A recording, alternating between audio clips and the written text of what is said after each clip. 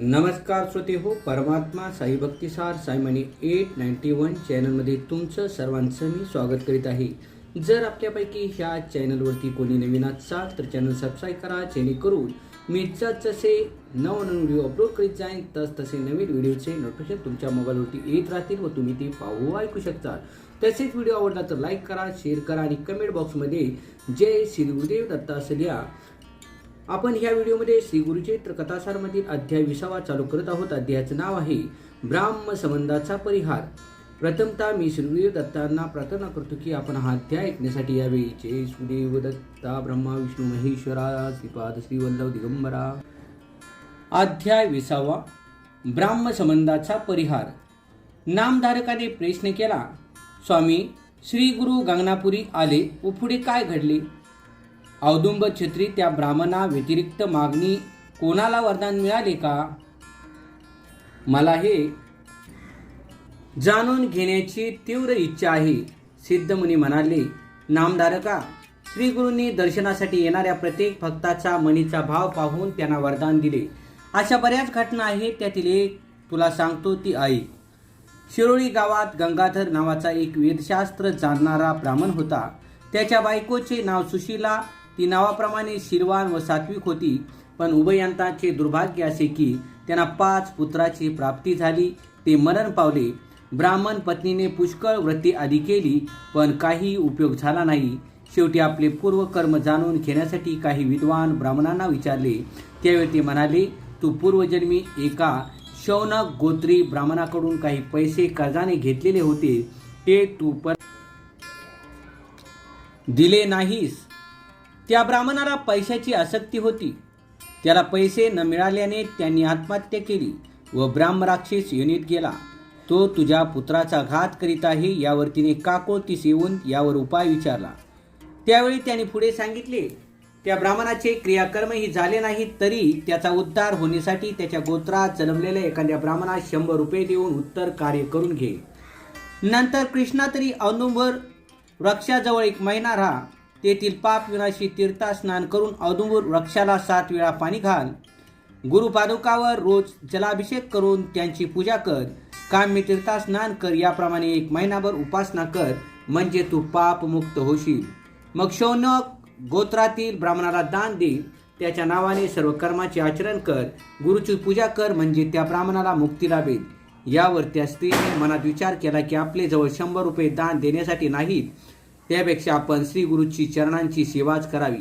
तिने आपले मनोरथ त्या ब्राह्मणांना सांगितले. तेव्हा ते ब्राह्मण म्हणाले, ठीक आहे, द्रव्य नसेल तर भक्तिभावाने श्री गुरु चरणांची 1 महिना सेवा कर. श्री गुरु तुला निश्चितच पापमुक्त करतील आणि शक्य होईल तेवढे द्रव्य दान कर. ब्राह्मणाचे असे विचार ऐकून ती ब्राह्मण स्त्री संतोषली आणि त्या ब्राह्मणाने सांगितल्याप्रमाणे औदुंबर छत्री येऊन 1 मासपर्यंत व्रत आचरिले. तिच्या व्रतचरणास 3 दिवस झाले नाही तो ब्राह्मण तिच्या स्वप्नात येऊन आपले द्रव्य मागू लागला. तू अद्यापही माझे पैसे दिलेले नाहीस. मी तुझ्या वंशाला वाढू देणार नाही. कशाला हे व्यर्थ कष्ट घेतेस? असे म्हणत तिला मारावयास आला. ती घाबरून औदुंबर वृक्षाच्या आड लपली. तेथे तिला श्रीगुरु दिसले.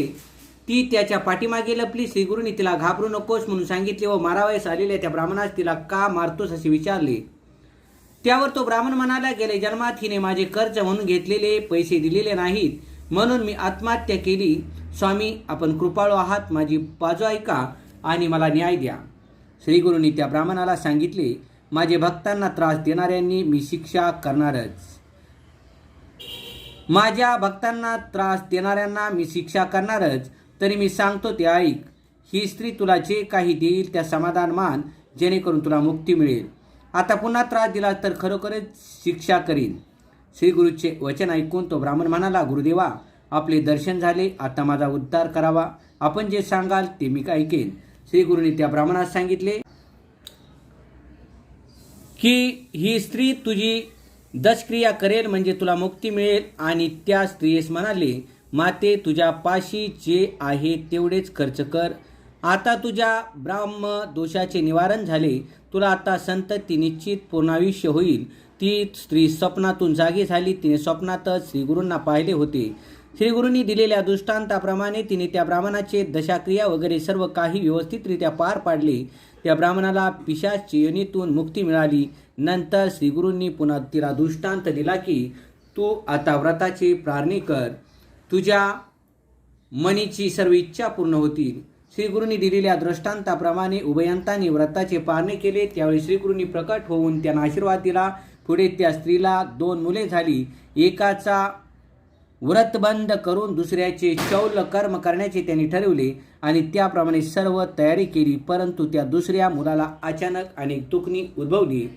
त्यातच धनुर्वात झाला आणि 3 दिवस उलटल्यावर 4थ्या दिवशी सायंकाळी तो मुलगा मरण पावला. त्या स्त्रीने आक्रोश मांडला. ती त्या मुलाचे एक एक गुण आठवून रडू लागली. तिने ते शेव कवटाळून धरले. लोकांनी तिची समजूत घालण्याचा पुष्कळ प्रयत्न केला, पण तो विफल झाला. ती म्हणाली, नरसिंह सरस्वतीच्या कृपेने मला ही पुत्र प्राप्ती झाली आहे, मग त्याचे आशीर्वचन खोटे कसे ठरेल.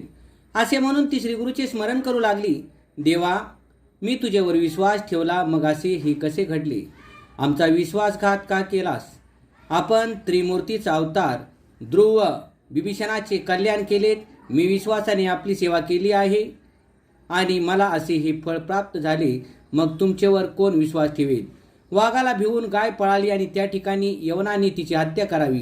वादळात देवालयात जावे आणि ते देऊळच कोसळावे, असे माझे झाले आहे. अशा प्रकारे ती रात्र दिवस शोक करीत राहिली. सकाळी लोक तिचे जवळ आले व ते प्रेत अंत्यसंस्कारासाठी मागितले तर ती देईनात. वर म्हणाली, त्या प्रेताबरोबर मलाही जाळा, मी पण त्याच्या सवे जाते. लोकांनी तिची हर प्रकारे समजूत काढण्याचा प्रयत्न केला, पण यश आले नाही. दुपार झाली. त्या ठिकाणी एक ब्रह्मचारी आला. त्याने तिला सविस्तर ब्राह्मणाचा उपदेश केला. हा ब्रह्मचारी म्हणजे स्वतः श्री नरसिंह सरस्वतीच होते. ते या दुःखी स्त्रीच्या सांत्वनासाठी प्रगट झालेले होते. आता त्यांनी काय बोध दिला तो ऐक. श्री गुरुदत्तात्रेयार्पणमस्तु. पुंडरिकावृट श्री ज्ञानदेव तुकाराम पंढरनाथ महाराज जय. गोपाळ कृष्ण महाराज सांब शिवार महादेव कैलासपती. जय सुखदेव दत्त ब्रह्मा विष्णू महेश्वरा. ओम नमो भगवते वासुदेवाय.